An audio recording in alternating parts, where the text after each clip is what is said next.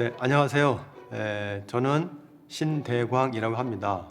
현재 의왕시에 있는 모락중학교에서 역사교사로 근무하고 있고요. 활동은 주로 안산에서 하고 있습니다. 주로 역사와 문화, 또 지역 발전을 위한 공동체 활동 등등 다문화와 관련된 활동을 포함해서 지역 활동을 열심히 하고 있습니다.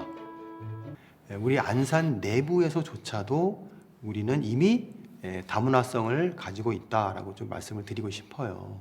그건 왜냐하면 우리 안산이 토박이가 사실 거의 없거든요. 과거 불과 얼마 전까지만 해도 우리 안산이 공단이 개발되기 전에는 한 2만 명 정도 거주했던 아주 자그마한 반농 반어의 마을이었는데, 이게 이제 공단이 개발되면서 70만을 넘기는 큰 도시로 발전을 했죠. 이 안산이라고 하는 이 터전 위에 같이 살다 보니 우리는 이미 그 안에 다양한 이주 배경을 가진 분들과 어울려 살 수밖에 없는 그런 환경이 만들어진 겁니다. 그러니까 다문화라고 하는 것이 꼭 피부색이 다르고 얼굴색이 달라야만이 다문화가 아니라 우리 내부에서 서로 다른 문화적인 배경을 가지고 있는 사람들이 같이 어울려서 부딪히며 살고 있는 것이, 이것이 곧 다문화가 아닌가. 그래서 우리 안산 내부적으로 그런 문화를 우리는 이미 태생적으로 갖고 있었다라고 이렇게 말씀을 좀 드릴 수가 있겠습니다. 주로 이제 그 초기에는 동남아시아 분들이 많이 들어오시다 보니까 그분들 나름대로의 어떤 커뮤니티들이 여러 모양으로 나타났기 때문에 이건 하나가 아니라 여럿이다.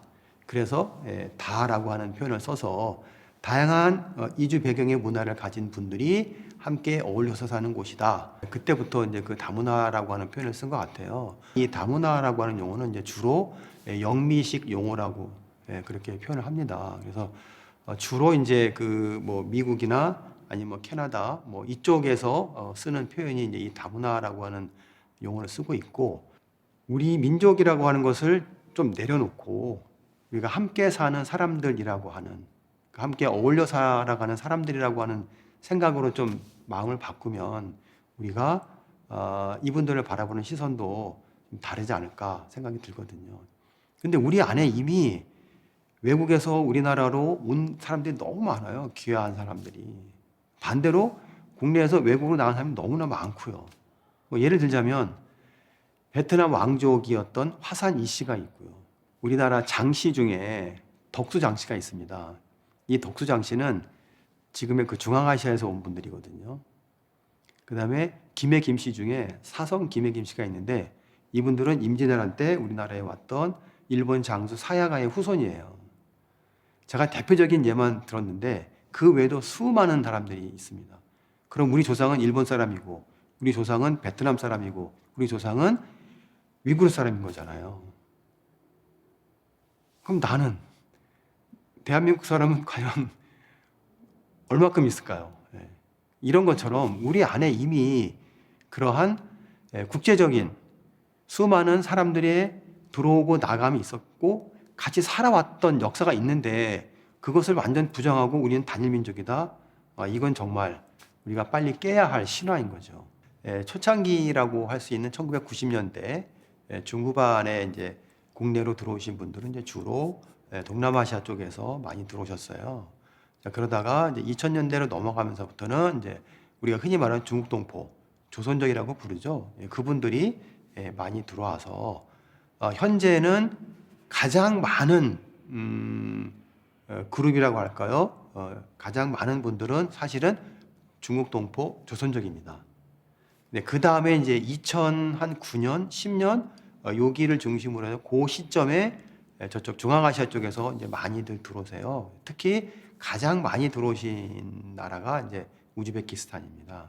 그래서 현재는 중국 동포, 그 다음에 고려인 동포가 많고요. 그 다음에 이제 동남아시아, 이렇게 이제 크게 세 그룹으로 나눠 볼 수 있는데, 그분들이 거주하시는 지역도 약간의 구분이 있습니다. 원곡동을 중심으로 하는 그 지역은 중국 동포하고 동남아시아 계통의 분들이 많이 살고 계시고요.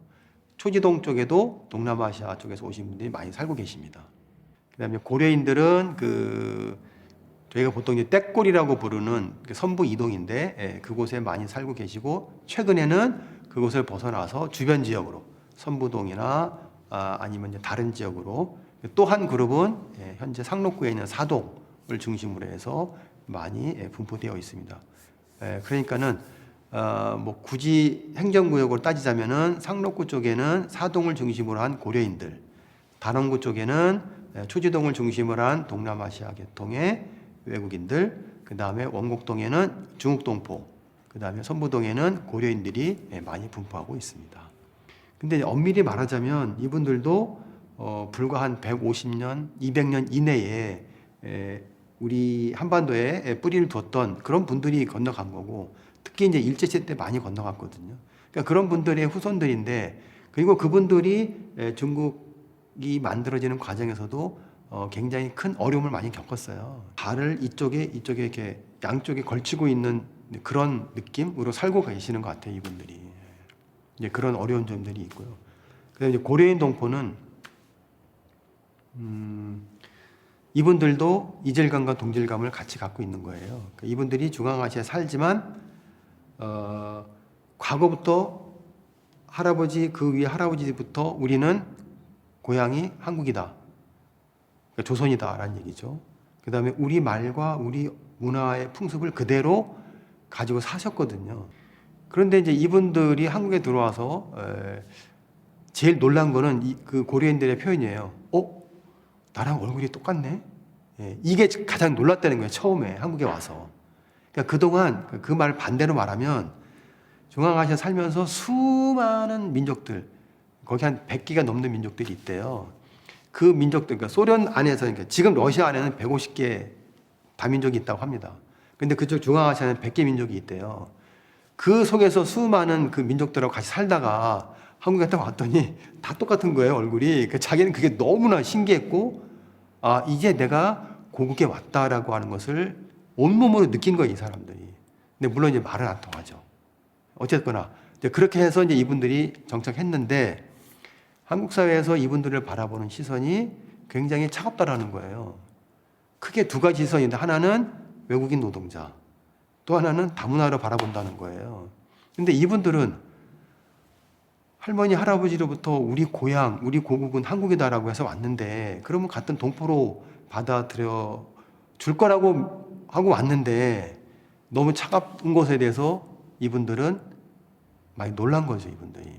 그래서 우리는 이방인이구나, 이렇게 이제 생각을 하게 된 거예요, 이분들이.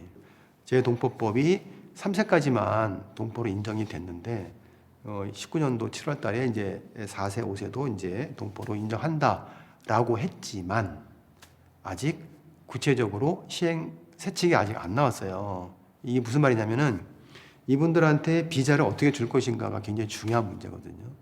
그러니까 보통은 이제 H2 비자로 들어오는데, 동포들한테는 F4 비자까지 주거든요.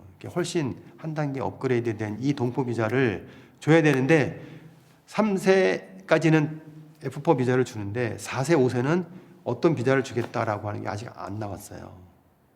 그러니까 이제 법적으로는 인정한다라고만 돼 있지, 그 밑에 구체적으로 이제 어떤 비자를 줄 것인가에 대한 건 없어서, 이분들이 아직 깔끔하게 이 법적인 문제 해결된 건 아니거든요. 아직은 지금 법적인 모든 것이 정비가 안 됐기 때문에 지금 지켜보고 있는 그런 안타까운 상황입니다. 교육은 만국 공통으로 다 해줘야 되는 입장이잖아요. 하다못해 불법 체류자의 자녀일지라도 교육을 해줘야 되는 입장인데, 한국 사회는 그렇지 않죠. 왜 내가 낸 세금으로 쟤네들한테 교육을 시켜주냐, 왜 내 세금이 쟤네들한테 가느냐에 대해 굉장히 불편해하거든요. 또 하나는 한국 사회 아이들이 아직 학교나 또래 아이들이 이 아이들을 바라보는 시선이 따뜻하지 못하다 보니까는 함께 어울릴 수 있는 그런 배려가 부족하다 보니까는 스스로 이 아이들이 문을 닫아버리는 거거든요, 마음의 문을. 그래서 학교 밖을 배회할 수밖에 없는 거고, 학교에서 자꾸 이제 튕겨져 나올 수밖에 없는 것 같아요. 우리 한국 사회, 특히 안산의 우리 아이들이 학교에서 같이 친구들하고 정말 편하게 공부할 수 있는 어떤 그런 환경, 그 다음에 법적인 문제, 그 다음에 이런 어떤 그 삶에 있어서의 문화의 부분들이 좀 이 아이들에게도 좀 이해하고 열려 있어야 되지 않을까, 그런 생각이 들거든요. 우리의 아이들이다라고 이렇게 좀 같이 품어야 되지 않을까 이렇게 생각하고요.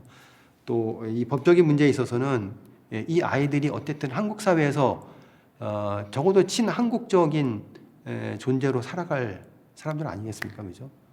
그리고 이 사람들이 결국은 먼 훗날 한국에 대한 그 이미지를 갖고 살 텐데 우리가 어떤 이미지를 줄 것인가, 정말 미래 한국 사회를 생각한다면 굉장히 중요한 문제가 아닌가 생각이 들어요. 이 업무를 마치고 나면 내가 한 단계 성장했다. 내가 이들을 바라보는 시선이 달라졌다. 또는 뭐 더 나아가서는 세상을 바라보는 눈이 넓어졌다. 이런 걸 좀 느낄 수 있을 거라고 생각이 들어요. 그러니까 당장은 불편하고 힘들어도 그래, 이들은 나와 함께 살아가야 할 나의 뭐 동생이고 또 나의 사촌이고 또 나의 조카일 수 있기 때문에 또 실제적으로 내 조카, 내 사촌의 친구이기도 하기 때문에 이들을 한번 다시 새로운 눈으로 바라본다면 좀 새롭게 우리 사회하고 우리 안산 내지는 우리 한국의 미래를 좀 내다볼 수 있지 않을까, 그런 생각이 좀 들어요. 그래서 당장의 불편함이 계속되는 불편함이 아니라 좀 나를 좀 변화시키는 새로운 불편함이 되지 않을까, 그런 생각이 드니까 좀 한번 도전해 보시는 것을 권유드립니다. 네.